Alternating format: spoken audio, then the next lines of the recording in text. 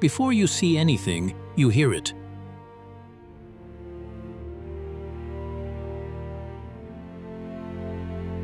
What lives inside a place this vast, this unbroken, this indifferent to human presence?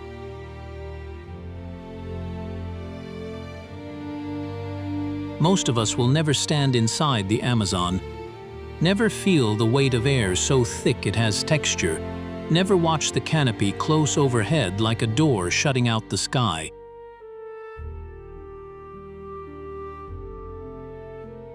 We look at it from the outside and see one thing: green, endless, silent.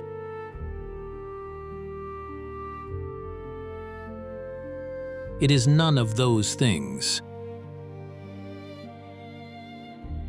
Every leaf here conceals a decision: hunt or hide, strike or wait.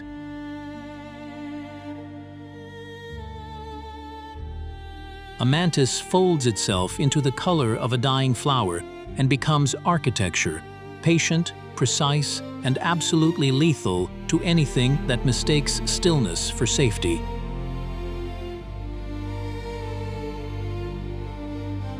This is not wilderness in the way we romanticize it, raw and free and open.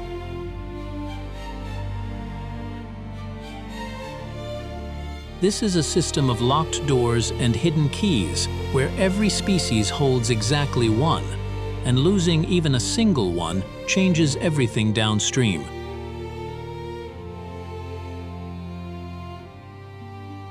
The Amazon does not whisper its secrets. It broadcasts them constantly, in frequencies we are only beginning to decode.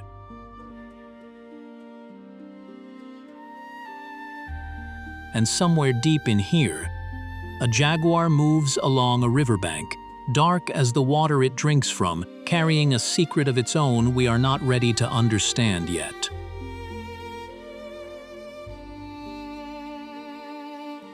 So the real question is not what lives here, but how three of the most powerful, most different creatures in this entire world share the same river, the same canopy, the same kingdom, without destroying each other.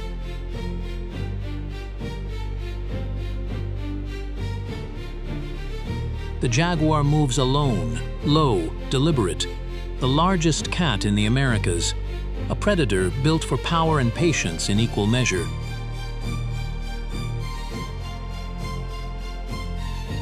It doesn't chase, it waits, and when it moves, the forest doesn't warn you.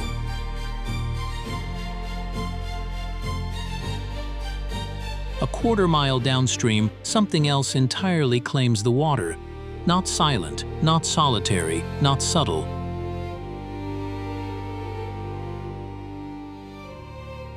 Giant otters hunt in packs, loud and coordinated, their eyesight beneath the surface, sharp enough to track fish through black water that would leave us completely blind.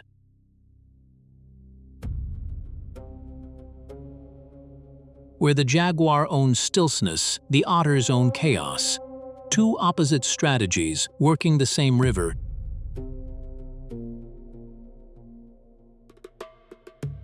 And above both of them, high in the canopy, invisible until they aren't, the howler monkeys hold their own kind of authority.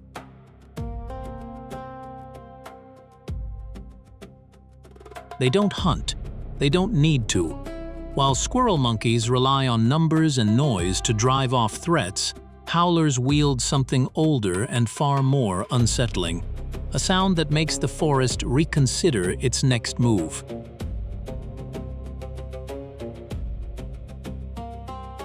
That call, low, rolling, almost human, carries for miles through the trees, staking claim without a single claw raised.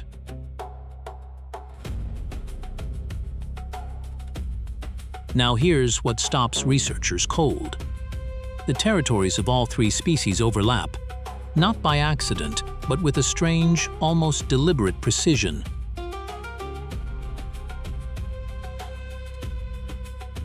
The jaguar hunts the riverbank, the otters own the water, the howlers command the canopy. three kingdoms stacked one on top of the other, each one invisible to the others most of the time.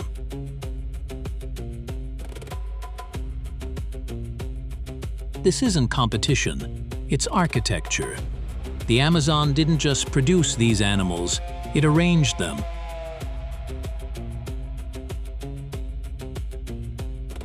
But every structure has a load-bearing wall.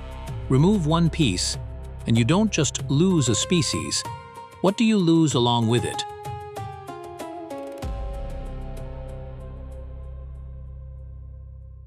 We tend to think of the Amazon as permanent, ancient, overwhelming, too vast to be threatened by anything.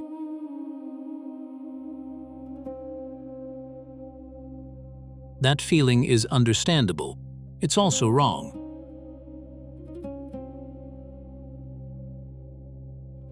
Every layer of this forest, from the canopy to the dark water below, operates on a kind of invisible contract where each species performs its role and the whole system holds.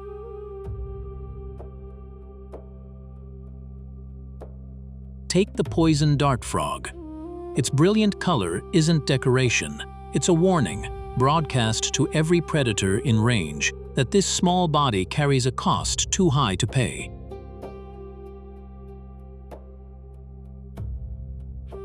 That warning keeps certain predators in check, which keeps certain prey alive, which keeps certain plants pollinated. Pull one thread, and the tension shifts across the entire web.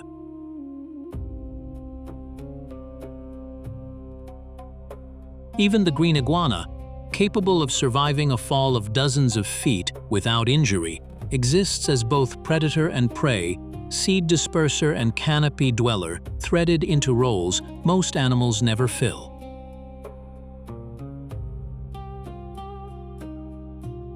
This is the invisible architecture.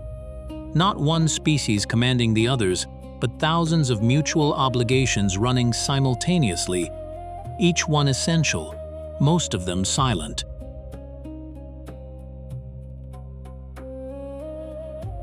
And here is where it gets uncomfortable. That web, vast, intricate, 300 million years in the making, can be unwound faster than anyone expected.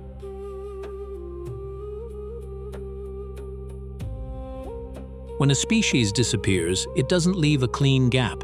It leaves a cascade, a silence that spreads, something else that now goes unchecked, something else that now goes unfed.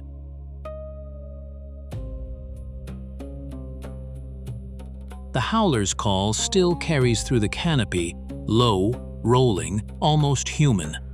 But researchers have begun to notice that in certain corridors, those calls are growing fewer, further between.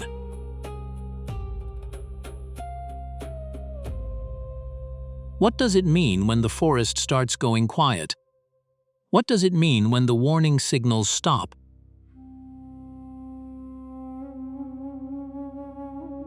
Somewhere out on the water, a giant river otter raises its head and scans the bank. Its territory covers miles of river, and it will defend every inch of it. But how, and what that dominance actually costs, is a story the Amazon has kept close.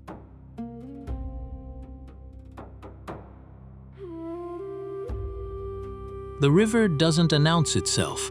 It just takes over, wide, dark, moving with a patience that feels almost deliberate.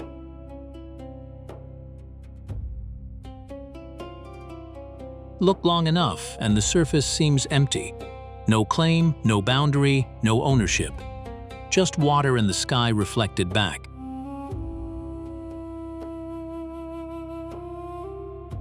That impression is wrong. Every bend, every backwater, every submerged root system belongs to someone, and they defend it.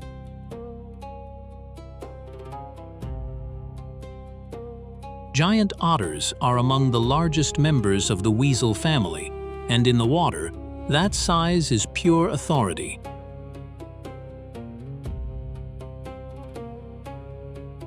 A family group, often between 3 and 8 individuals, holds a defined stretch of river. They didn't stumble into it. They earned it, and they mark it daily with scent deposits along the banks.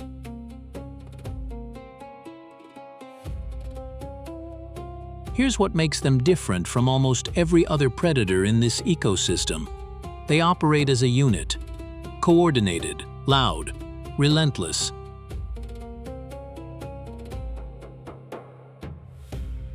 While hunting, the family drives fish toward the shallows, cutting off escape routes with a precision that looks almost planned.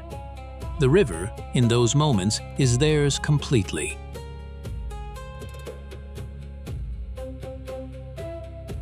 But territory isn't just about food, it's about information. Giant otters communicate constantly, a repertoire of calls that researchers have described as among the most complex of any mustelid on Earth.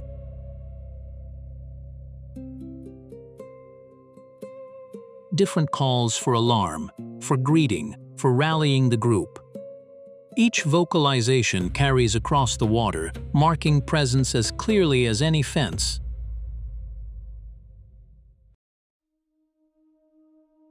When a rival family crosses into claimed territory, the response is immediate. The whole group surfaces, calling together, bodies rising in unison. It rarely comes to contact. The display is enough.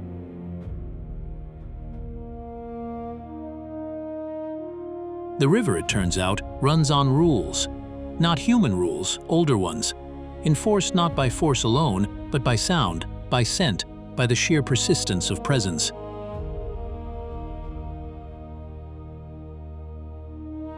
So if the giant otter commands the river with calls that carry for hundreds of yards, what happens when something else in this forest uses sound not just to claim space, but to hold an entire community together?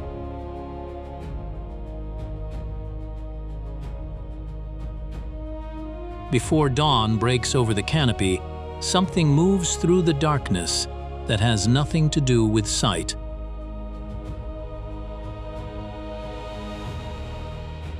It begins low, a tremor more than a sound, rolling through the understory like distant thunder gathering weight, then rising, deepening, crossing into something almost human and carrying for miles through air so thick it bends light.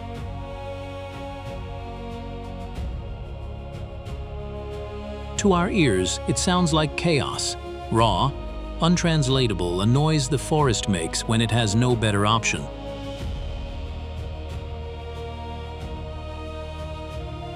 But that assumption is wrong.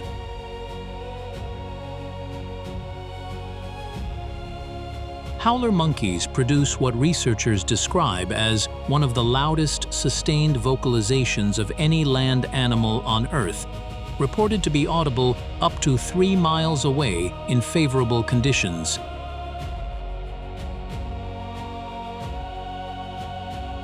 That range is not incidental, it is the entire point. Because in a forest, this dense sound travels where sight cannot.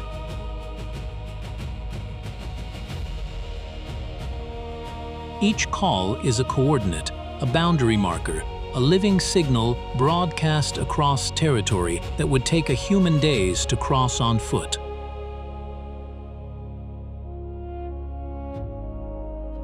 Groups use the calls to negotiate, not by fighting over every branch, but by declaring presence, confirming edges, and holding structure without ever making physical contact.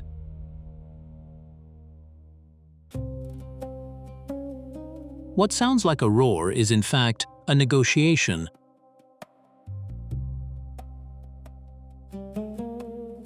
And here is what makes that extraordinary. The canopy these calls govern stretches across hundreds of square miles, an acoustic map laid over geography that no eye can fully survey.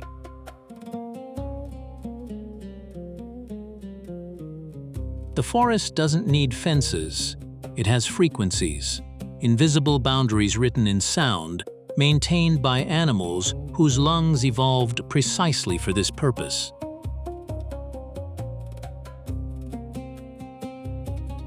When one group goes quiet, the others notice the acoustic grid shifts and something changes in how every species beneath the canopy moves.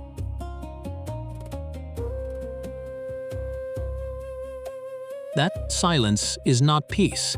It is a signal that part of the map has gone dark, and the forest responds accordingly.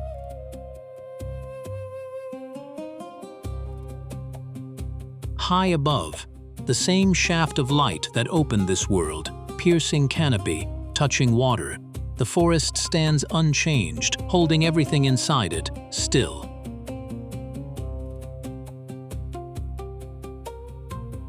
Sound governs from above, something else governs from below. The one predator the canopy cannot call back, moving through shadow and current on its own terms entirely.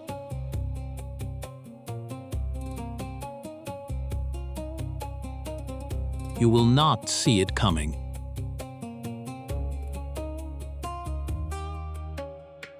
In the dark understory, where light barely reaches the water, the jaguar moves, not through the forest, but as part of it, its spotted coat dissolving into dappled shadow the way a current folds into a river.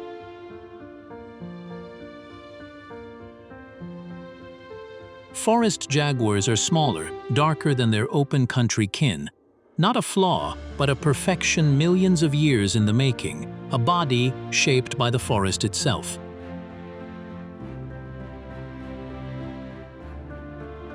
Among all living cats on Earth, none bites harder.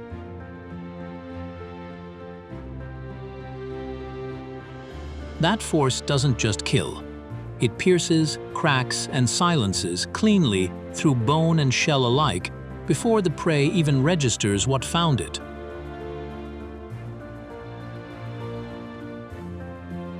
And yet the most consequential thing about the jaguar is not what it does when it strikes, but what everything else does when it simply exists.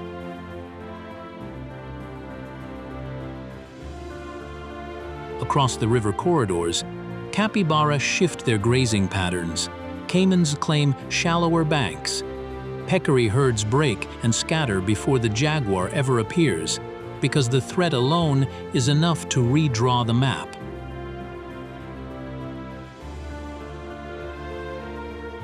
This is the paradox at the heart of it. The jaguar controls by presence, not pursuit, shaping the behavior of dozens of species it may never directly touch. That is the truth the overlap zone forces into the open. Amazon order is not imposed by any single species. It is produced by the friction between all of them.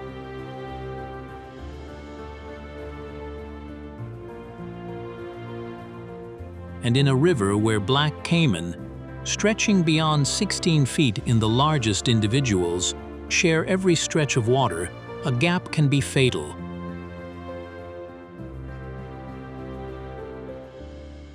When a rival family moves too close, the response is immediate and coordinated. Scouts surface first. The breeding pair positions behind them. The group becomes a wall.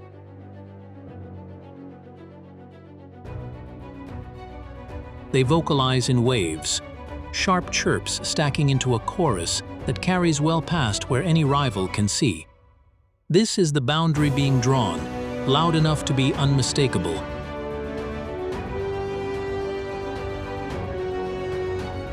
Territorial disputes rarely escalate to full contact, not because the otters lack the will, but because the display itself is so organized, so unified, that most rivals simply yield.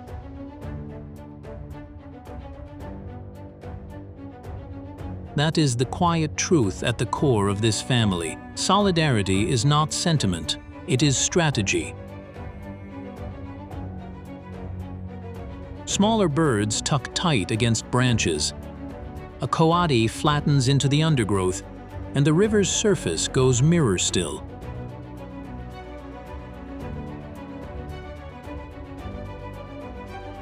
Not because they answer to the howler, but because that sound means the jaguar has not moved through. The acoustic all clear arriving from above, carrying a message the river needed to hear.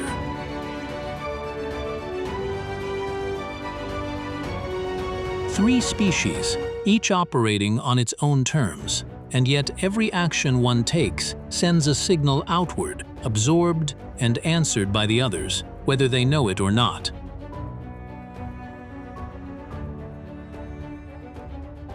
The howler holds the canopy's tension in place. The otters hold the river's balance. The jaguar holds the fear that keeps every other species from pushing too far.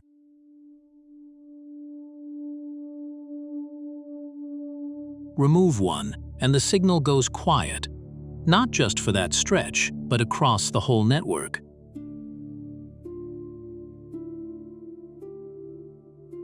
A single shaft of light cuts down through the canopy to the dark water below, and for a moment every layer of this forest is connected.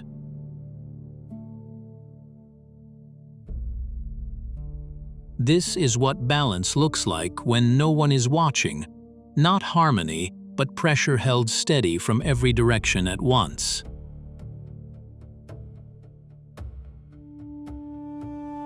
So, what happens to all of it the moment the jaguar is no longer there to press back?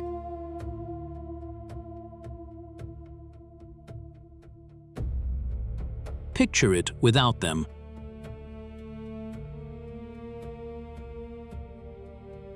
No jaguar moving through the understory, no giant otter cutting across the black water, no howler calling down from the canopy at dawn.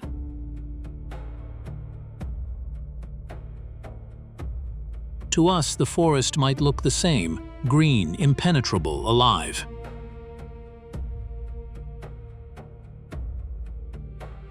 But remove the apex, and the Amazon doesn't stay the same. It becomes something else entirely.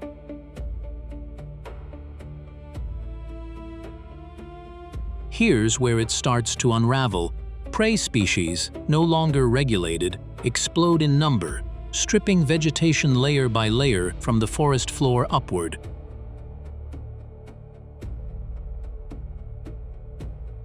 The tapir, one of the largest land mammals in the Amazon, roams unchecked.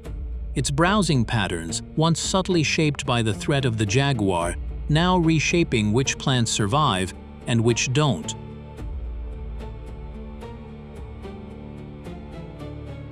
The black caiman, stretching beyond 16 feet in the largest individuals, loses the one predator bold enough to challenge it in shallow water.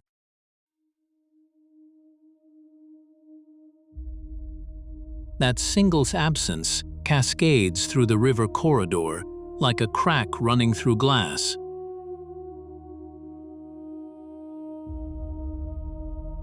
And the howler, whose call once mapped every boundary, kept every troop in place, falls quiet.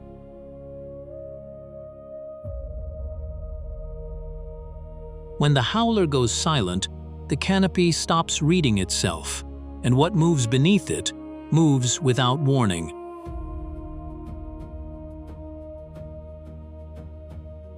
A single shaft of light drops through the open canopy to water that no longer ripples with a jaguar's crossing.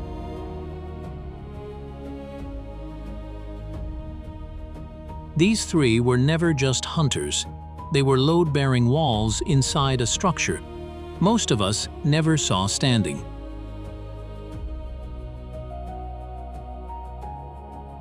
So, what is still holding the rest of it together? And how long has it been doing that without us noticing?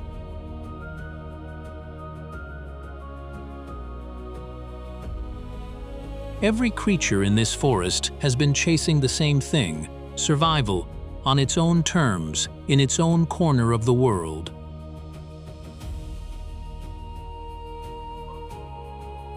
The sloth moves at a pace that seems indifferent to everything around it.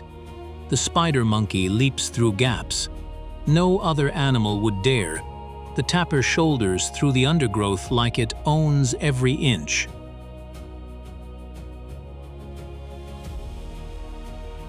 Separate lives, separate urgencies, and yet, pull back far enough and something else comes into focus.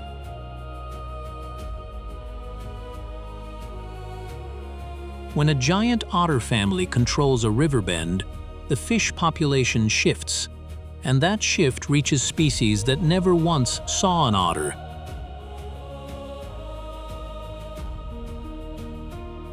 When howler monkeys call at dawn, they are not just announcing territory, they are updating a living map that creatures within a reported range of up to several miles are already reading.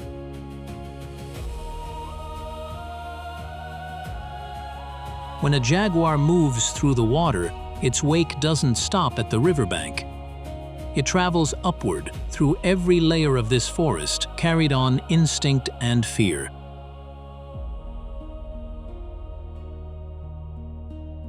This is the invisible architecture we first glimpsed in the mantis, the dart frog, the iguana.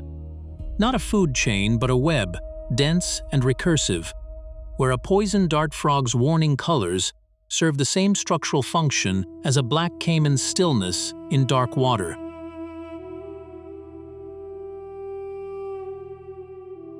Each action, a thread. Each thread, load-bearing in ways the animal itself will never understand.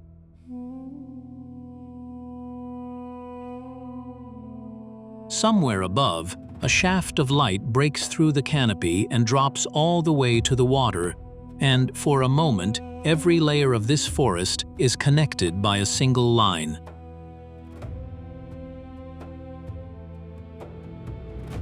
That is what the Amazon actually is. Not a collection of species, a single breathing argument made of 10 million moving parts, none of them optional.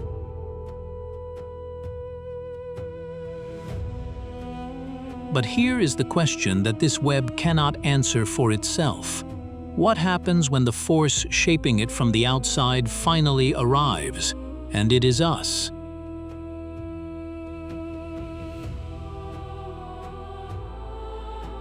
That lighty is not theater.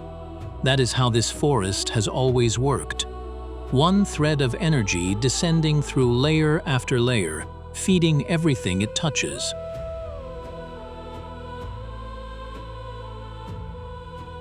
We've spent this journey watching a system so intricate it defies easy summary, and yet it runs every hour without instruction.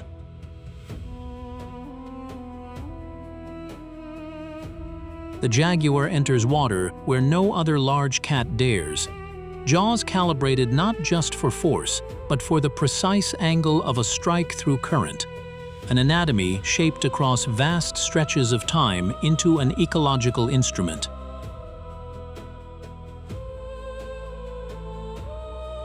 The giant otter family coordinates in ways that make individual strength look beside the point. Cohesion is their weapon.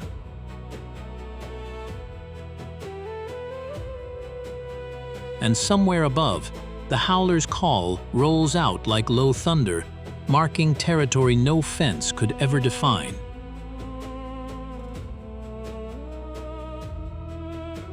Each of them sends a signal into the same network, and the network answers back. That exchange is the Amazon.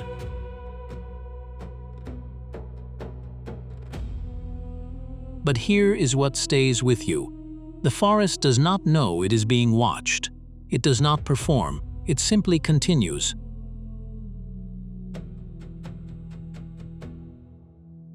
Right now, somewhere out there, a spider monkey clears 30 feet of open air between two branches.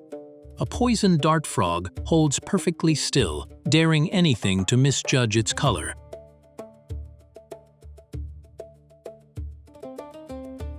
A tapir shoulders through undergrowth, planting tomorrow's forest one footstep at a time. A hummingbird reverses in midair, the only bird on Earth that can, and does not consider it a miracle.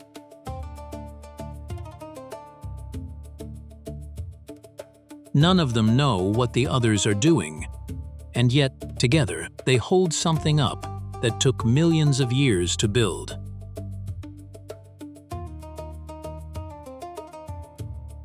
We are not outside that web. We never were. The question isn't whether the Amazon needs us to protect it. The question is whether we are wise enough to understand what we are part of.